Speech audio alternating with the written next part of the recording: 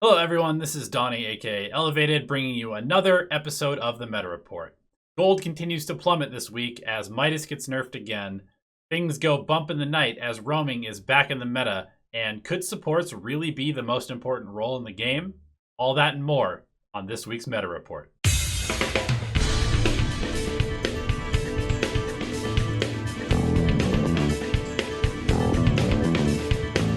In previous meta reports, we have talked about how the Midas meta is actually encouraging people to fight earlier to take advantage of heroes that are trying to play too greedy. This means that heroes that peak early on are much stronger than ever before. Heroes that rely primarily on levels to reach power spikes over items are also drastically better than in previous metas, where having heroes that scale with farm was vastly superior. At the same time, we're also seeing a reduction in purchasing of early stat items like Bracer, Null Talisman, and Wraith Bands, which means that everyone is just a little bit more squishy early on than before, despite having a slight increase to their HP from the strength buffs.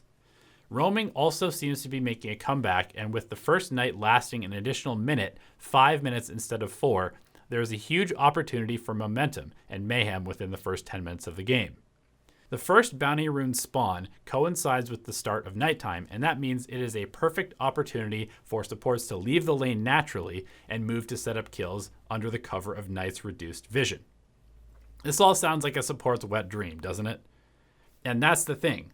All of these things really highlight supports. What heroes do you know that tend to be very strong early on and fall off?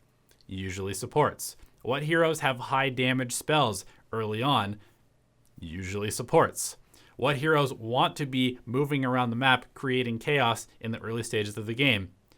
Usually the supports. And pretty much everything that cores do can be dictated by presence of good supporting.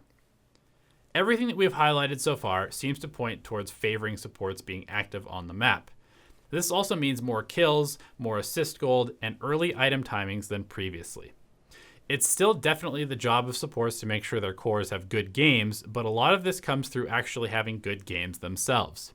A position 5 Lion getting an early kill by ganking mid after the bounty rune spawns could quickly translate into an early level 6, and thus another very easy kill with Finger of Death. Sure, he's still responsible for detection, wards, and smokes, but now you'll see that Lion able to grab some early stats, tranquil boots, and still have money to buy clarities, which will help him stay on the map longer and stay active indefinitely. As we know, the more time you spend on the map doing things, the higher level you tend to be. There are a few item-specific things that also tend to help supports out in the current patch. Number 1, boots are now percentage-based movement speed, and windlaces are a flat plus 20. This means that you can actually get a massive MS boost by having simply brown boots plus a windlace. In fact, brown boots plus windlace is almost the same movement speed as a full unbroken tranquil boots, and is better than a broken tranquil boots.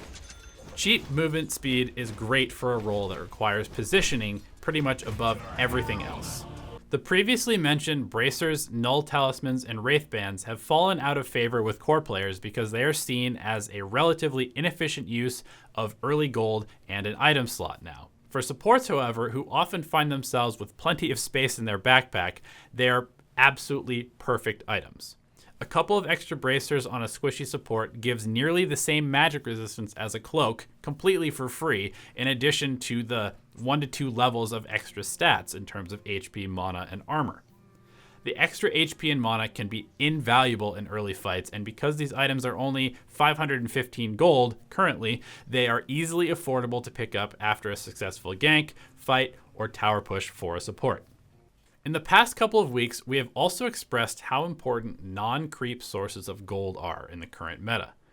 If you look at the current heroes with GPM talents, nearly every single one of them belongs to a hero that has mostly played in the support role.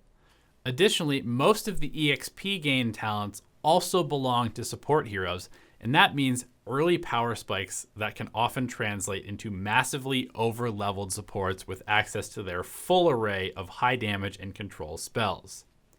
Finally, let's also remember that stacking camps has been buffed relentlessly since being introduced to the game, and denies now give supports an additional source of gold that never existed before.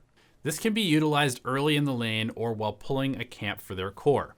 To be fair, all roles benefit from the deny gold, but for supports, the percentage increase in their net worth is much more noticeable.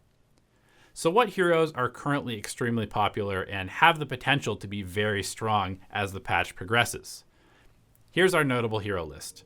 Dark Willow, Oracle, Winter Wyvern, Bane, Keeper of the Light, Earth Spirit, Nature's Prophet, Leshrac, Lion, Crystal Maiden, Nyx Assassin, and Chen are all heroes that we're seeing picked up quite a bit in competitive, quite a bit in high-level pubs, and there are definitely a few support players with massively high win rates currently on Dota 2 Pro Tracker, spamming one or two of these heroes. It's also interesting to note that with the exception of a few key supports that have been incredibly overpowered when they were introduced to the game, like Grimstroke, the new Io, the new Lich, most supports tend to dodge the banhammer for much longer than cores do because they generally get complained about much less than those core heroes.